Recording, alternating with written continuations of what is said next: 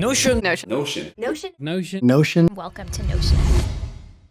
2026 is quite the year already. It's all over the place, futuristic, and downright hectic. However, with all these events happening, I need to organize my life somehow, and definitely as a student.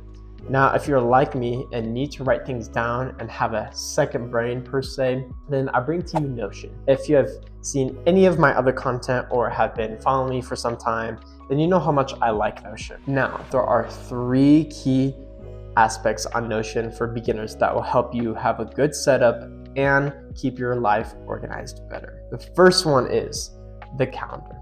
I know it sounds basic as heck, but there is more than meets the eye. When you already have created an account and have a template, the template you can use to start is in the description below.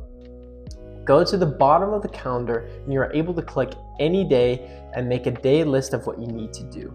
There's a whole list of items you can use, for example, the to-do list, voice note, image, and there are many more in general. My most used ones are the toggle list and the to-do list or checkbox. Secondly, depending what plan you are on, that does matter, optimize the Notion AI agent. It uses most of the top and updated AI LLMs, for example, like Claude, ChatGPT, Perplexity, so forth. And you can just ask about anything you need. Furthermore, you're able to create simple agents to have your schedule automated and so forth. There's a lot of things you could do there, and even I am figuring all these things out. The third reason is you're able to personalize your Notion ecosystem that works for you. So you do not have to worry about the technical problems, and instead you can work on the tasks and organize more efficiently. Of course, there are more in-depth ways to optimize Notion. However, the 3 that I've stated earlier before is the best way to start. We are in the new age of where organizing our thoughts and daily to-dos are becoming more and more efficient. I highly recommend you to start, even if you have no clue what you're doing. Just start.